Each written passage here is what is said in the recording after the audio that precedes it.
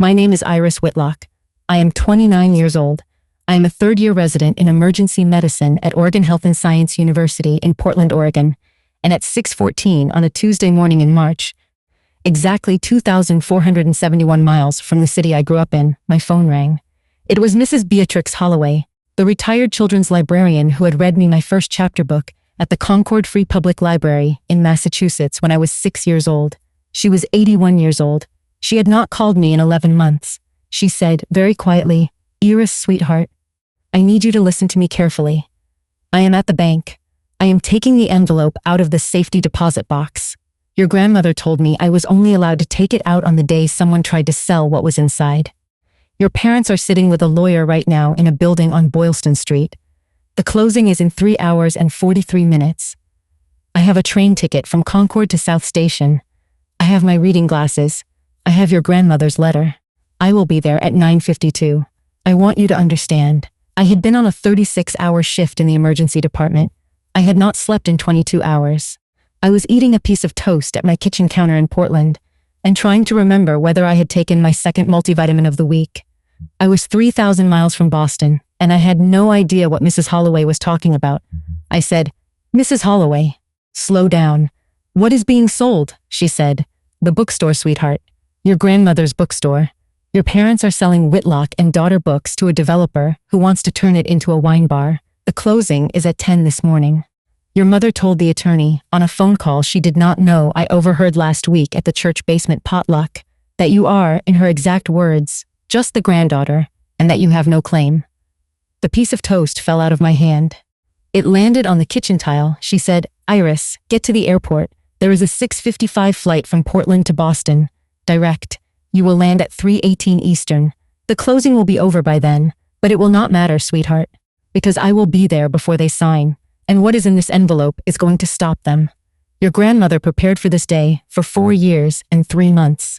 I am the only person who knows where the envelope is, and I am about to deliver it. But I want you on a plane, because you should be in the room when they read it." I drove to the airport in scrubs. I bought a $487 same-day ticket on a credit card I had been carrying since medical school. I sat in seat 14C of a Delta flight, and I held my grandmother's silver locket against my chest for 5.5 hours. And I tried to understand how, 3 months after my grandmother's funeral, my own parents had decided that the only person in the world who had ever loved me without conditions was a financial inconvenience. I want you to understand what was in the envelope before I tell you the rest of the story. Inside that envelope was a codicil. A codicil is a legal document that amends a will after the will has been signed. My grandmother had written this codicil in November of 2020, 4 years and 3 months before she died. She had written it in her handwriting, in blue ink, on cream-colored stationery, witnessed by 2 of her oldest friends, Mrs. Beatrix Holloway and a retired attorney named James Caldwell, who had passed away in 2023, and she had filed it nowhere. She had handed it to Mrs. Holloway in a plain white envelope, told her to put it in a safety deposit box at the Concord Cooperative Bank, and told her, in a single sentence, I will repeat for you later, exactly when she was allowed to take it out. The codicil said, in clear plain English, that the entire estate of Whitlock and Daughter books, the building, the inventory, the goodwill, the bank accounts, the lease, the website, the customer list, was transferred, on the date of my grandmother's death, into a trust whose sole beneficiary was me. Not my parents, not the estate, not the family. Me, my parents, my mother in particular, were not the executors of this trust. They had never been the executors. They had been the executors of my grandmother's original will. They had not been the executors of the codicil. The codicil superseded the will. Mrs. Holloway was the executor. Mrs. Holloway, the 81-year-old retired children's librarian who had read me Charlotte's Web when I was 7 years old, and who had held the codicil in a safety deposit box for 4 years and 3 months, was the legal executor of my grandmother's actual final wishes. My parents did not know this. The buyer did not know this. The closing attorney did not know this. Mrs. Holloway was going to walk into that closing at 9:52 in the morning, 3 hours and 43 minutes before my plane landed, with an unopened envelope and a polite Massachusetts smile, and a single sheet of cream stationery, and she was going to end everything. Welcome to Hidden Wounds. This is where the quiet ones finally speak, and the truth finds its way into the room. If you have ever been the granddaughter someone called just the granddaughter, by people who had decided you were a financial inconvenience. The daughter who was so far away during the worst moments that nobody thought you would ever come back. The child of parents who genuinely believe that the dead cannot defend themselves. This story is for you. Drop a comment telling me where you're watching from and what time it is where you are. I love reading those. And if you haven't yet, please hit subscribe. It helps the next person who needs this story find it too. Now let me take you back, not to that Tuesday morning. Back further. Back to a small bookstore on Walden Street in Concord, Massachusetts in 1996. The year my grandmother opened a shop she had been planning for 16 years. And to the afternoon when she set me, 3 weeks before my 3rd birthday, on a wooden stool by the front window and let me hold the very first Beatrix Potter book she ever sold. The Whitlocks of Lexington, Massachusetts, were the kind of family that looked correct from the outside. My father, Howard Whitlock, had been a regional manager at a commercial real estate firm in downtown Boston for 26 years. He measured his entire identity by what he called the asset side of the balance sheet. My mother, Patricia Whitlock, had stopped working in 2004 to focus on what she called her community involvement, which mostly meant the Lexington Garden Club and the Friday flower arrangements at the First Parish Church. I have one younger brother. His name is Spencer. He is 26. He works in commercial banking at his father's firm. He was, from a very early age, the son my parents had wanted. He was, in their language, a person who understood the world. I was the other one. The granddaughter who spent every weekend, from age 6 to age 18, in a bookstore on Walden Street, helping my grandmother shelve books, dust shelves, refill the small wicker basket of children's bookmarks at the front register, and read every children's book she had ever ordered. My grandmother's name was Beatrix Whitlock. She was my father's mother. She was born in 1938 in a small village outside Galway, Ireland. She immigrated to Boston with her parents in 1953, at the age of 15. With one wool coat and a small stack of Irish folktale books her own grandmother had given her at the docks the morning the ship sailed. She married my grandfather, Edmund Whitlock, in 1962. She raised 2 sons, my father and my uncle Daniel, who died in a car accident in 1989, and she worked as a children's librarian at the Lexington Public Library for 24 years. In 1996, at the age of 58, after my grandfather Edmund had retired, and they had paid off their small Cape Cod-style house, she did the one thing she had been saving for 16 years. She opened a bookstore on Walden Street in Concord, Massachusetts. She named the bookstore Whitlock and Daughter Books. I was 3 weeks old when she signed the lease. She had no daughter. She had 2 sons. The daughter in the name was, in her mind, already me. I learned this from her on my 12th birthday. She had sat me down at the small oaked table in the back of the shop, in front of a slice of carrot cake from the Concord Bakery on Main Street, and she had said, "Iris girl, I want you to know something. When I named this shop, I named it for you. I did not have a daughter. I had 2 sons. The sons were not for the shop. The shop is for you whenever you are ready." I was 12. I had not yet understood that what she was telling me, in that very calm Irish way that she had of telling things, was a fact, not a metaphor. 8 years later, in 2016, on the night of my college graduation from Williams, she handed me a small leather notebook with my name embossed in gold on the front and a list of every supplier the bookstore had used in 20 years inside. She said, "Iris girl, this is the book of the shop. I have given it to no one else. If anything ever happens to me, you are going to need this. Mrs. Holloway has the other thing." I had not known what the other thing was. I had not asked. I had assumed she meant a savings account or a small life insurance policy. I had been 22 years old and on my way to Yale Medical School, and the shop on Walden Street had not yet become something that anyone in my family wanted. In November of 2020, 4 years and 3 months before she died, my grandmother Beatrix Whitlock did 3 things in a single afternoon. She walked from her shop on Walden Street to the Concord Cooperative Bank, 3 blocks away, and she opened a safety deposit box in her name. She walked from the bank to the office of an old friend of hers, a retired estate attorney named James Caldwell who lived on Lowell Road. She had him draft a codicil to her will. She had it witnessed by Mr. Caldwell and by Mrs. Beatrix Holloway, who she had been friends with since they had both been hired by the Lexington Public Library in 1971. Then she sealed the codicil inside a plain white envelope, wrote my name on the front in blue ink, and walked back to the Concord Cooperative Bank, where she handed the envelope to Mrs. Holloway and gave her one instruction. The instruction was a single sentence: "Beatrix, hold this for me. The day my son tries to sell the shop, take this envelope out of the box and walk into whatever room he is in. That was the instruction. Mrs. Holloway took the envelope home.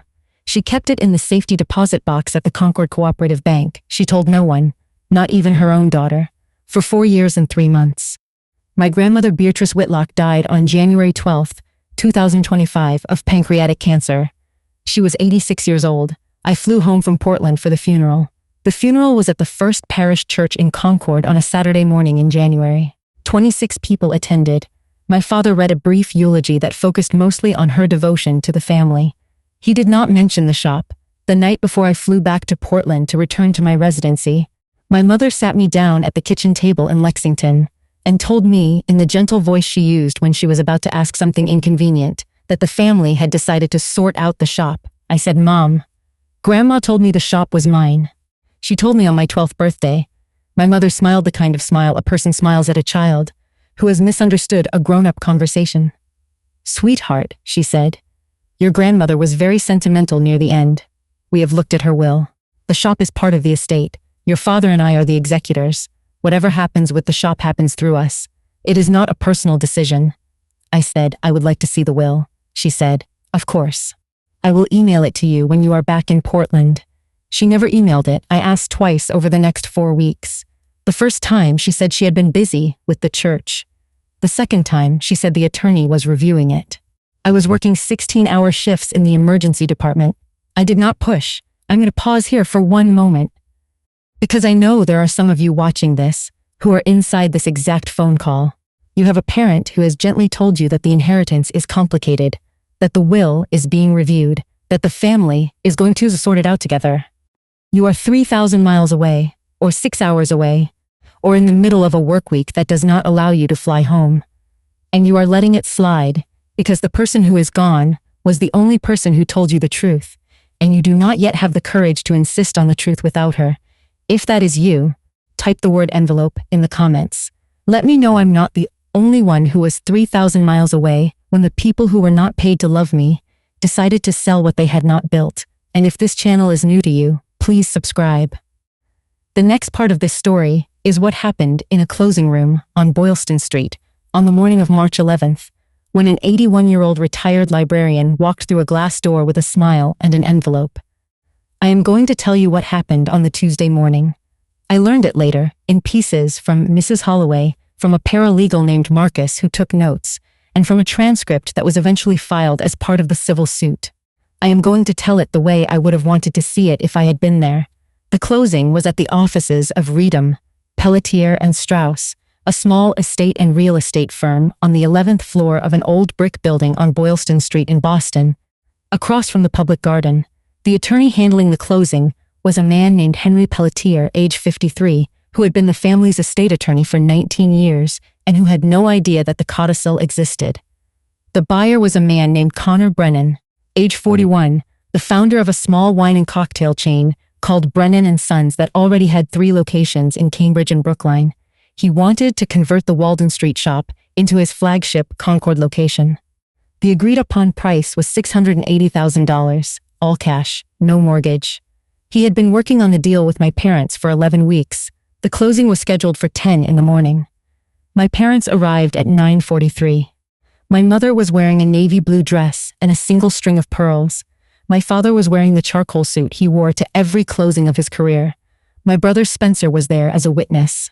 They did not know I had been on a plane for almost 3 hours at that point, because Mrs. Holloway had called me at 6:14 Pacific time, and she had not called my parents. At 9:47, Mrs. Holloway entered the lobby of the building. She was wearing a tweed coat from 1987 that she had been wearing every November through April for 38 years. She was carrying a small leather purse and 1 cream-colored envelope. She rode the elevator up to the 11th floor. She walked to the reception desk. She told the receptionist in her very polite Massachusetts voice that she had an urgent legal matter for Mr. Henry Pelletier related to the Whitlock estate. The receptionist, a young woman named Adriana, looked at the schedule and said, "Ma'am, the Whitlock closing is starting in 12 minutes. I am not sure I can interrupt." Mrs. Holloway said, "Sweetheart, I am 81 years old. I have come on a train from Concord. I have a legal document that is going to change the closing. I would be very grateful if you would let Mr. Pelletier know that I am here. My name is Beatrix Holloway. Tell him I have a codicil for the Whitlock estate." Adriana, according to the transcript, paused for 3 full seconds. Then she stood up from her desk and walked down the hallway to conference room 4. She returned 90 seconds later with Henry Pelletier behind her. Mr. Pelletier was, by every account, a careful, mild-mannered, deeply professional attorney. He had practiced estate law in Boston for 26 years. He had never, in those 26 years, had an 81-year-old retired children's librarian arrive at his firm with an envelope. He said, "Mrs. Holloway, I am Henry Pelletier. Adriana tells me you have a codicil." Mrs. Holloway said, "Mr. Pelletier, I am here on behalf of Beatrice Whitlock. I was her witness and the executor of her actual final wishes. I have been holding this envelope in a safety deposit box at the Concord Cooperative Bank since November of 2020. I was instructed to deliver it on the day someone tried to sell the bookstore on Walden Street. I am here to deliver it. May I please come in?" Mr. Pelletier, again according to the transcript, said exactly 4 words in response. He said, "Yes, ma'am, please come." He escorted her down the hallway. He opened the door to conference room 4. I want you to picture this room, a long oak conference table, 6 leather chairs, 3 glass pitchers of water, a view of the public garden through tall windows. My father, in his charcoal suit, sitting on the left side of the table. My mother, in her navy dress and pearls, sitting next to him. My brother Spencer, in a gray sweater, sitting next to her. Across from them, Connor Brennan in a navy blazer, his own attorney next to him. A paralegal named Marcus at the foot of the table taking notes. The closing folder was open. The quitclaim deed was on top. My mother had been about to sign her name on the line that read Patricia A. Whitlock, executor. Mr. Pelletier said, "Excuse me, I need to pause this closing. We have a development." He stepped aside. Mrs. Beatrix Holloway, 81 years old, in a 1987 tweed coat, walked into the conference room with her small leather purse and her cream-colored envelope. She smiled at my mother. My mother had known her for 31 years. They had been in the same book club in 2009. My mother's smile, very slowly, faded. My father's face turned the color of paper. My brother set down his pen. Mrs. Holloway said, "Tricia, Howard, Spencer, I am sorry to interrupt. Mr. Brennan, very nice to meet you. I am Beatrix Holloway. I was a friend of Beatrice Whitlock's for 54 years. I have a document to deliver." She set the envelope on the conference table. The envelope was face up.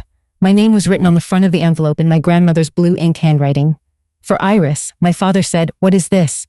Mrs. Holloway said, "Howard, your mother gave this to me in November of 2020. She instructed me to keep it in a safety deposit box at the Concord Cooperative Bank, sealed, unopened, and to bring it out only on the day someone tried to sell the bookstore.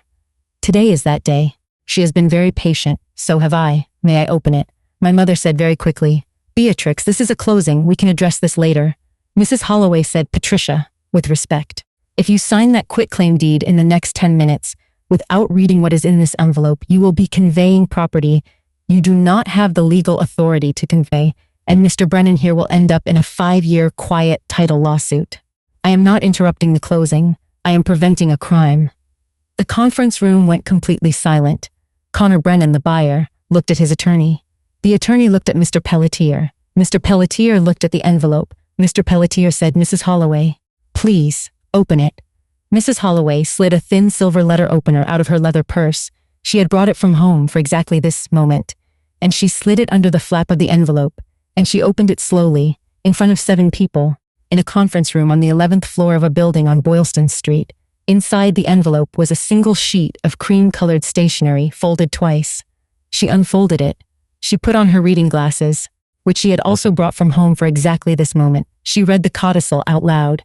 I will read it to you the way she read it to them. 3 pages, handwritten, blue ink, witnessed by Mrs. Beatrix Holloway, retired children's librarian, age 77 at the time of signing, and by James Caldwell, retired estate attorney, age 83 at the time of signing, both of whom signed and dated on the same November afternoon in 2020.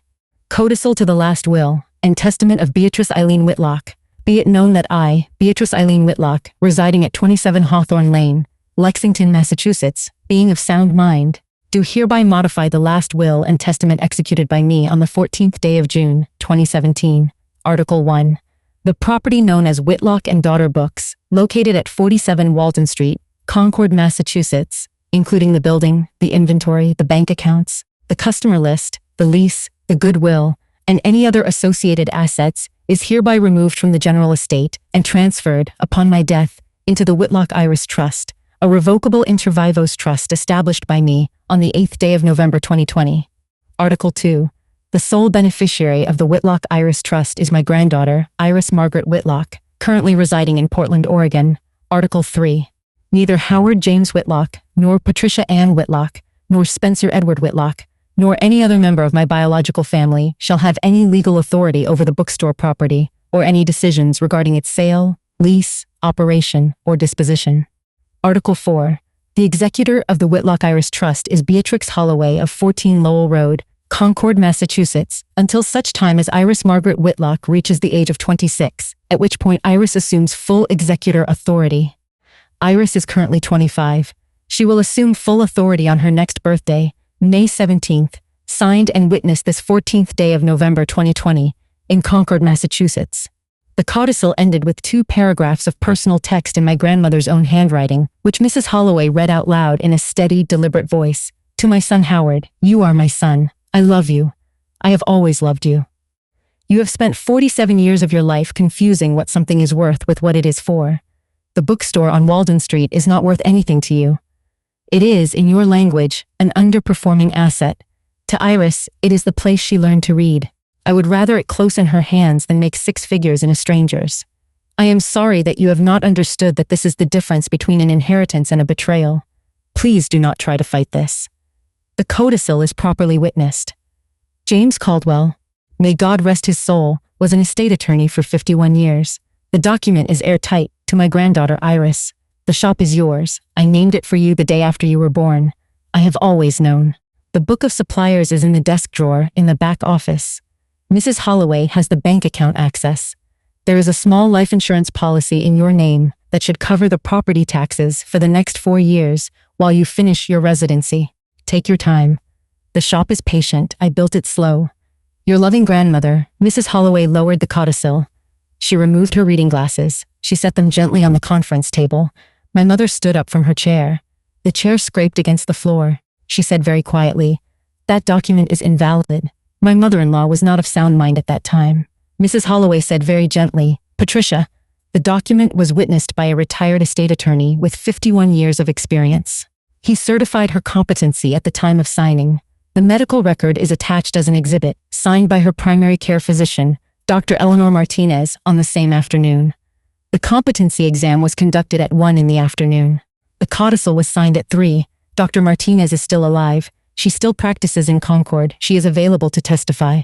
My mother sat back down. My father stood up. He said, "We will contest the trust." Mr. Pelletier, and this is the part of the transcript that I have read 7 times, and that I have to read carefully every time I think about it. Mr. Pelletier, the attorney my parents had been paying for 19 years, looked at my father across the conference table and said, "Howard, with respect, there is nothing to contest. The codicil supersedes the will." The trust was funded with the bookstore property in November of 2020 by quitclaim deed filed at the Middlesex County Registry of Deeds, which I personally just confirmed with the registry's online portal in the last 40 seconds. The bookstore has not been part of your mother's estate for 4 years and 3 months. You and Patricia have never been the executors of this property. I had no way of knowing that. I am very sorry. I am withdrawing from this closing as your attorney. Effective immediately. I cannot be party to a sale of property you do not own. Connor Brennan said, "I am also withdrawing from this transaction, effective immediately." My mother sat very still. My father sat down. My brother Spencer, who had not yet spoken, looked at his parents and said, "Did you know about this?" My father did not answer. My mother said, "Spencer, be quiet." Spencer said, "Did you know about this?" My mother said, "Spencer, be quiet." Spencer stood up, picked up his coat, and walked out of conference room 4. He did not look back. He took the elevator down to the lobby. He stepped out onto Boylston Street. He called me from the corner of Boylston and Arlington at 10:06 a.m. Eastern Time. 3 hours and 12 minutes before my plane landed. He said, "Iris, I am so sorry. I did not know." I said, "Spencer, I know. I am at 37,000 feet. I will see you in a few hours." I landed at Logan Airport at 3:18 p.m. Eastern Time. I took a lift to the Whitlock and Daughter Books on Walden Street in Concord. The afternoon sun was coming through the tall maple trees on the sidewalk. The sign over the front door was still hand-painted in dark green letters. The bell over the door still rang the way it had rung when I was 6 years old. Mrs. Holloway was waiting for me inside, sitting in the small armchair by the children's section, with the codicil in her purse and a cup of tea from the cafe across the street in her hand. She stood up when she saw me. She did not say anything. She put her arms around me and held me for 1 minute and 17 seconds. I did not cry until exactly 51 seconds in. When she finally let me go, she said, "Welcome home, Iris girl." She handed me the keys to the shop. She had been keeping them, just like the codicil, for 4 years and 3 months. I want to tell you what happened after that, because I think it is the part that mattered the most. My father did not contact me for 6 weeks. Then he sent a single email, 3 sentences long, asking if we could meet in person. I did not respond for another 4 weeks. When I did, I asked him to meet me at a coffee shop on Walden Street, 2 blocks from the bookstore on a Saturday morning, not at the family house, not at his office. Neutral ground. He arrived on time. He looked 12 years older than he had looked at my grandmother's funeral. He sat across from me. He said, "Iris, I do not know how to begin." I said, "Dad, you can begin by telling me whether you knew, on the day Grandma died, that the will did not include the bookstore." He was quiet for a long time. Then he said, "I did not know about the codicil, but your mother and I had been planning to sell the shop for 2 years. We had been talking to Connor Brennan since November. We thought, after your grandmother died, that we would be the executors. We thought the will gave us the property. We did not check the registry. We should have. We did not." I said, "Dad, the shop is not the part that mattered. The part that mattered is that you knew Grandma told me on my 12th birthday that the shop was for me. You knew she named the shop for me before I was born. You knew, and you sold it anyway." He was quiet for almost a minute. Then he said, "I know." I said, "Why?" He said, "Because I thought sentiment did not count. I thought what counted was the market value. I thought you would understand." I said, "Dad, Grandma left me a sentence in the codicil. I want to read it to you." I had brought a printed copy of the personal section of the codicil. I read him the paragraph about the difference between an inheritance and a betrayal. I read it slowly. He listened with his hands folded on the table in front of him. He did not look at me.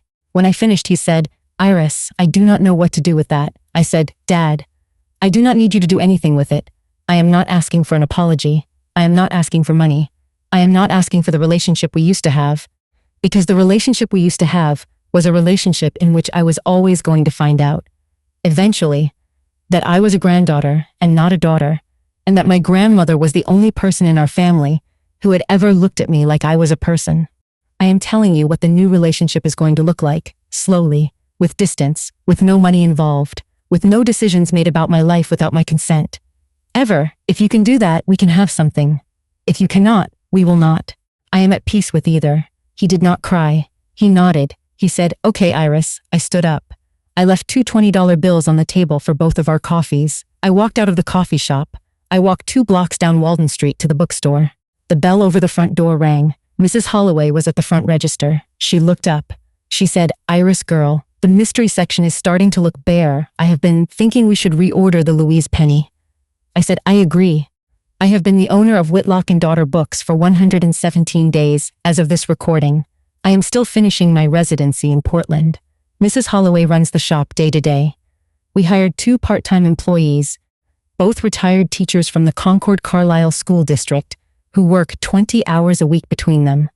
The shop made a modest profit in the second quarter, which is the first profit it has made in 3 years. Because my grandmother had been slowly winding down inventory in her last year of life, and we have been carefully restocking under Mrs. Holloway's expert guidance. I will be moving back to Concord in 14 months, after I finish my residency, and I will be opening a small pediatric practice 3 blocks from the bookstore on the 2nd floor of an old brick building Mrs. Holloway's daughter-in-law's cousin happens to own. I will work as a pediatrician 3 days a week, and I will work in the bookstore 2 days a week. That is my plan. My grandmother would have approved. My brother Spencer and I now have brunch every other Sunday at a small French place in the South End. He is going to graduate school in the fall to study urban planning. He is no longer at the firm. He has not, as of the date of this recording, spoken to my parents in 4 months.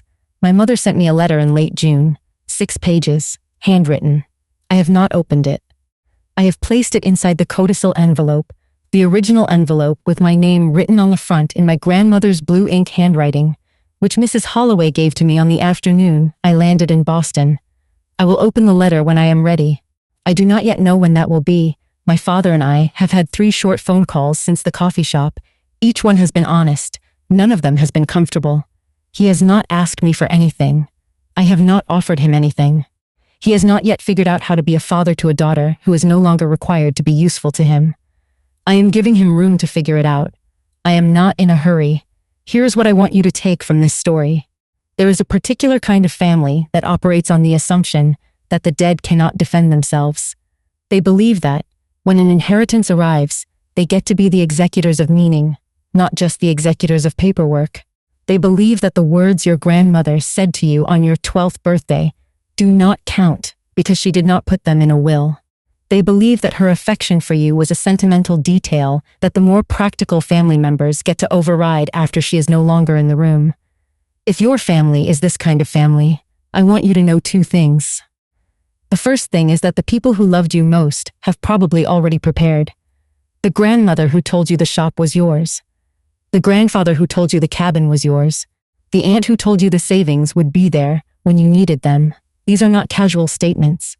People who tell a 6-year-old, or a 12-year-old, or a 22-year-old that something is theirs are doing the work of preparing, very quietly, for the day when other family members will try to override that statement. Look for the envelope. The envelope is somewhere, with a librarian, with an old neighbor, with a friend at the church, with a retired attorney's secretary, with the box at the back of your grandmother's closet that your mother told you to throw away. The envelope is somewhere, find it. The second thing is that being 3,000 miles away does not mean you cannot get on the plane. The plane costs $487. You will probably not sleep on it. You will arrive in scrubs and your hair will be a disaster. But the closing will not have ended because the people who actually loved you prepared the codicil years before they knew you would need it. And the 81-year-old retired children's librarian who has been holding the envelope is already in the room. She is reading the codicil out loud. The conference room has gone silent. The closing has stopped. The deed has not been signed. Your only job is to land. The rest was prepared. I sat in the small armchair by the children's sections of Whitlock and Daughter books last Sunday afternoon, with a cup of Earl Grey from the cafe across the street, and the codicil in its original cream envelope on my lap. The afternoon sun was coming through the tall front window. Mrs. Holloway was at the register, in her tweed coat, sorting through a small stack of returns. A young mother was reading a Beatrix Potter book aloud to her 3-year-old daughter near the window. The bell over the front door rang every few minutes. My grandmother had named the shop for me the day after I was born. She had held the name in her own mind for 22 years before she met the granddaughter she had named it for. She had prepared the codicil 16 years after I had first set foot in the shop. She had handed the envelope to a friend on a Tuesday afternoon in November of 2020 and walked back to the bookstore in the cold sunlight to read to her customers' children for the rest of the afternoon. The grandmothers know. The grandmothers always know. Look for the envelope. If this story found you in a quiet moment, share it with someone who is still waiting for an envelope to arrive.